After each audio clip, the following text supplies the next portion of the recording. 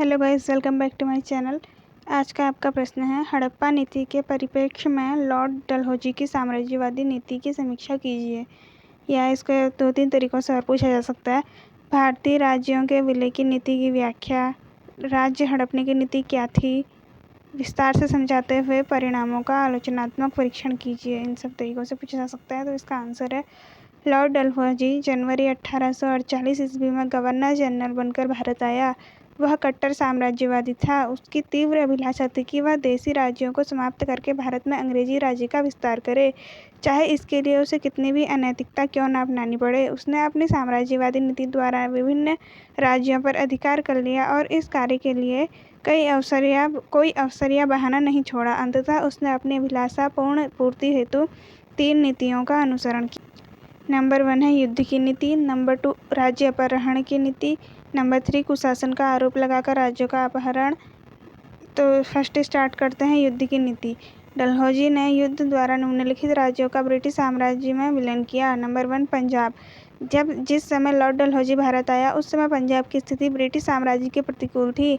सिख लोग अंग्रेजों को बड़ी घृणा की दृष्टि से देखा करते थे। वे अंग्रेजों से बहुत असंतुष्ट थे।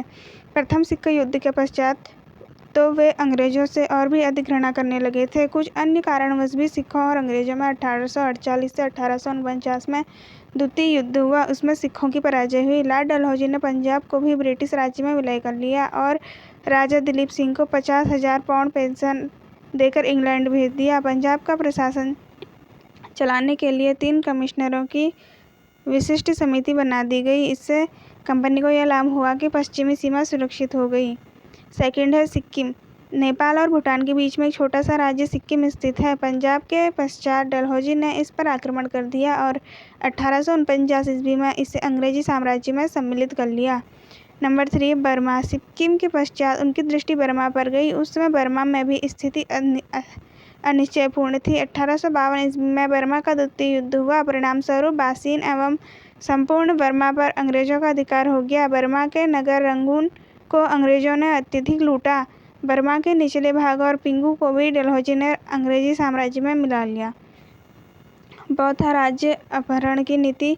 तो लॉर्ड डलहौजी साम्राज्यवादी शासक था। अंततः वह साम्राज्य विस्तार करने के उचित अनुचित पर विचार नहीं करता था। उसने जिस सिद्धांत द्वारा अंग्रेजी साम्राज्य की सर्वाधिक वृद्धि की वह था विपतन या उत्तराधिकारी हरण का सिद्धांत, जो हड़प नीति के नाम से जाना जाता है।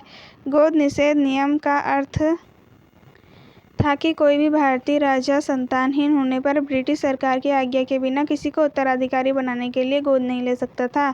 संतानहीन राजाओं की मृत्यु के पश्चात उनके राज्य पर कंपनी का अधिकार स्वीकार किया जाता था। डलहौजी ने अपनी इस गोद निषेध नीति से निम्नलिखित राज्यों को ब्रिटिश साम्राज्य में मिला लिया था। नंबर 1 है सतारा।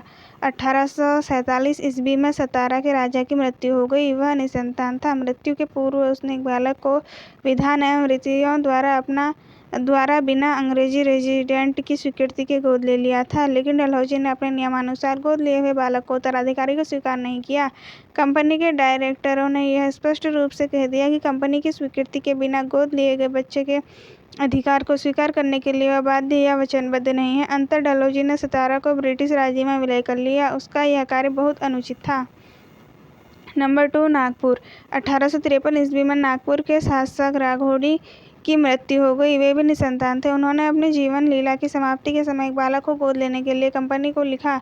मृत्यु से पूर्व कंपनी का उत्तर नहीं आया और वे अपनी पत्नी को यशवंतराव को गोद लेने की आज्ञा देकर परलोक सिधार गए। पत्नी ने बालक को गोद ले लिया, लेकिन साम्राज्यवादी डलहौजी ने गोद लिए हुए यशवंतराव को नागपुर का शासक स्वीकार नहीं किया और नागपुर को कंपनी के साम्राज्य में विलय कर लिया। नंबर 3 झांसी। 1853 ईस्वी में झांसी के राजा गंगाधर राव की मृत्यु हो गई। उन्होंने मृत्यु से पूर्व कंपनी सरकार से आज्ञा लेकर दामोदर राव नामक बालक को गोद लिया था, लेकिन डलहौजी ने दामोदर राव को अवैध घोषित कर दिया तथा रानी लक्ष्मीबाई को सत्ताच्युत कर झांसी को ब्रिटिश साम्राज्य में मिला लिया। नंबर 4 कुछ अन्य छोटे राज्य। उपर्युक्त राज्यों के अतिरिक्त डलहौजी के इस नियम के द्वारा संबलपुर, जैतपुर, बाघा तथा उदयपुर 4 अन्य छोटे राज्यों का भी अंग्रेजी साम्राज्य में विलय कर लिया। ब्रिटिश कंपनी और लॉर्ड डलहौजी का सौभाग्य था कि इन राज्यों के राजाओं का भी कोई उत्तरदायी उत्तराधिकारी नहीं था। स्वयं कुशासन का आरोप लगाकर राज्यों का अपहरण।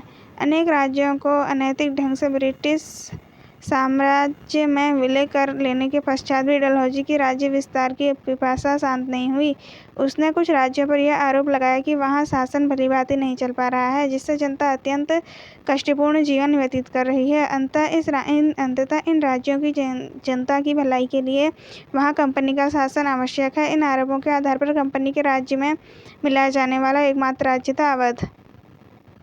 डलहौजी के समय अवध राज्य की शासन व्यवस्था अस्त व्यस्त थी। अंतर डलहौजी ने अवध के नवाब वाजिद अली शाह को शासन व्यवस्था सुचारू रूप से चलाने की आज्ञा दी, लेकिन उसने कोई ध्यान नहीं दिया। डलहौजी ने उससे स्वेच्छा से राज्य देने को कहा, लेकिन वाजिद अली शाह नहीं माना। अतः उनके राज्य पर सेना द्वारा बलपूर्वक अधिकार कर लिया गया। नवाब वाजिद अली शाह को कलकत्ता भेज दिया गया और उनके महलों को खूब लूटा गया। 13 फरवरी 1856 ईस्वी को एक घोषणा के अनुसार अवध राज्य का कंपनी के राज्य में विलय कर लिया गया। इतिहासकारों ने अवध के संयोजन को कंपनी के लिए एक लज्जाजनक कार्य बताया। इस प्रकार डलहौजी ने ब्रिटिश साम्राज्य का अत्यधिक विस्तार किया। डलहौजी ने बहुत सी पेंशनों तथा विशेष पदों की भी समाप्ति कर दी। पेशवा बाजीराव द्वितीय की मृत्यु के पश्चात उसके दत्तक पुत्र नाना साहब की पेंशन भी समाप्त कर दी गई थी। कर्नाटक और तंजौर के नवाबों की मृत्यु के पश्चात उनके दत्तक पुत्रों को भी नवाब की उपाधि नहीं दी गई थी। इस प्रकार डलहौजी ने निंदनीय कूटनीति का सहारा लेते हुए ब्रिटिश साम्राज्य का विस्तार किया था। आई होप आपको वीडियो पसंद आई होगी। वीडियो पसंद आई होगी तो लाइक करना, चैनल पर नए हैं तो सब्सक्राइब करना। मिलते हैं ऐसी किसी अगली वीडियो के साथ।